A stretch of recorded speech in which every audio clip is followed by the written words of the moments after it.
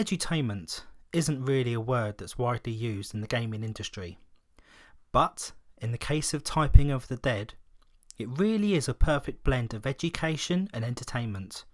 Improve your typing skills while blasting zombies at the same time. It's time to dream on with Typing of the Dead.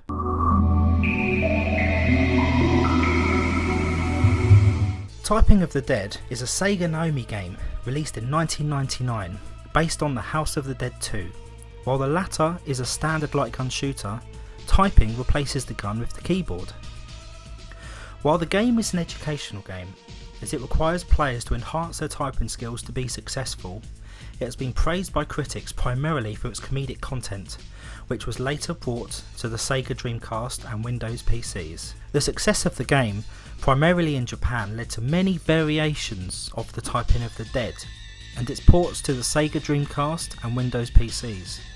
It also included the Japanese release of the Typing of the Dead, as this is the Japanese release of the US version of the game. For the Japanese only variants, you can look out for the Typing of the Dead 2003, the Typing of the Dead 2004, and the Typing of the Dead Shiukai. The plot of the game follows that of House of the Dead 2 almost completely. The game begins on February 26th in the year 2000, where another zombie outbreak has just occurred and several AMS agents have been dispatched to investigate. The player can control two characters, named James and Gary, who are first sent to find the original game's G before being tasked with a restraining order. Responsibility for the outbreaks is soon traced to Goldman, a banking tycoon and scientist who is attempting to end human control of the Earth. Much of the game revolves around destroying Goldman's creations, concluding with the final boss of the Emperor. There are three possible humorous ending sequences, dependent on how the final questions asked to defeat the Emperor were answered. The Typing of the Dead has been described variously as a remake or mod of the original House of the Dead 2. Like the original, the Typing of the Dead is styled as a first-person rail shooter game, but substitutes shooting zombies and other enemies with typing out words or phrases to kill them. When enemies appear, they are accompanied by a box showing a word, sentence or phrase that must be typed in to neutralise the enemy. The length and complexity of the phrases increase during the game's progression. Other features retained include the challenges of saving survivors, which will alter the path the player character will take to his final destination, and the secret bonus items hidden throughout the game. All levels contain specific challenge areas, where the player is required to kill a certain number of zombies in a limited time, and are ended with a boss battle using some sort of alteration of usual gameplay, e.g. a long phrase, typing a correct answer to a question, etc. The console ports have two modes, original and arcade, for the main storyline, as well as the tutorial, drill and boss modes for additional typing training.